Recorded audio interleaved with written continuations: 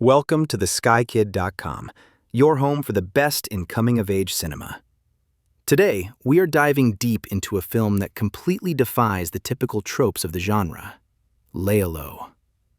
Watching the start of Jean-Claude Lauzon's 1992 Québécois film Léolo, it doesn't feel like a normal movie.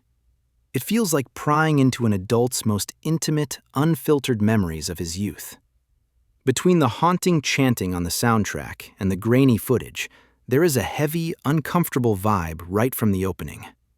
As the adult narrator talks about his childhood, the screen keeps fading to black.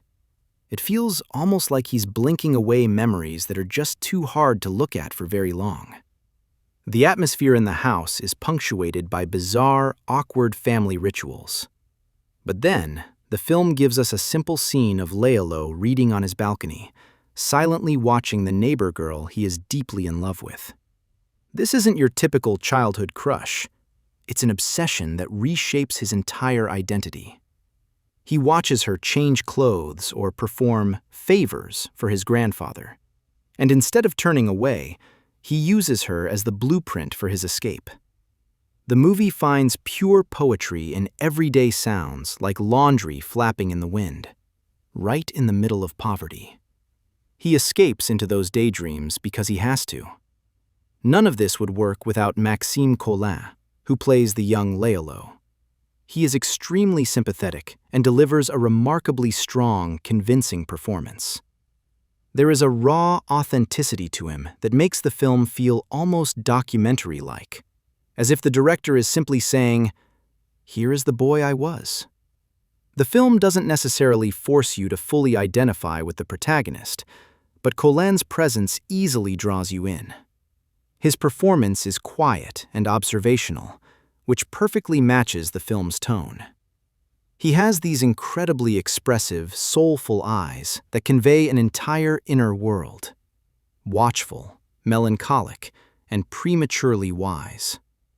The adult voiceover works beautifully precisely because Collin's on-screen presence grounds every poetic line in lived truth. Without his subtle, grounded performance, the film's delicate blend of poetry, prose, and dark humor would completely collapse. The moment that truly hooked me was how the movie shows his birth. We see a surreal fantasy. Instantly, the film cuts straight to him being born in a hospital.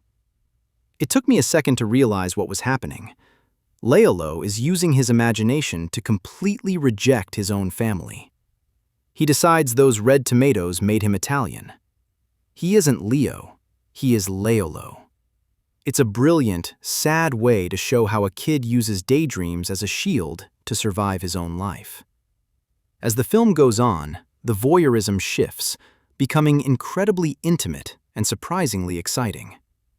There are these scenes where Léolo starts discovering his own body, or, as he calls it, the tail between his legs. We watch him from above, locked in the bathroom with a hidden magazine, exploring with pure curiosity. He even does some wild, messy experiments with a piece of a pig's liver. The most honest part of it is that he figures out he likes it, so he keeps doing it over and over. Sitting there watching his new obsession, I was intrigued and honestly found it kind of cute. It instantly brought back the awe and sheer awkwardness of my own preteen experimentations. The movie acts as a profound mirror, and I think it is absolutely inevitable that anyone who watches this film will find their own clumsy, secret memories flashing right over Léolo's. As the film moves into its second half, the pacing opens up, throwing a wider variety of wild experiences at us and weaving in this brilliant, biting, dark humor. But underneath the laughs, the film's terrifying reality comes into full focus. Léolo's family is genuinely, clinically ill. Through all this bleakness, that calm, poetic voiceover acts as a life raft. It constantly tricks us into believing these are nostalgic memories and that everything will eventually be okay, keeping us floating above the crushing tragedy of his reality.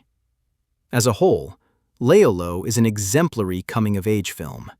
but it requires a specific interest in the genre to fully appreciate it. Because it is a Québécois production, it has a distinctly raw aesthetic that puts it on par with Scandinavian cinema, rather than your typical Hollywood movie.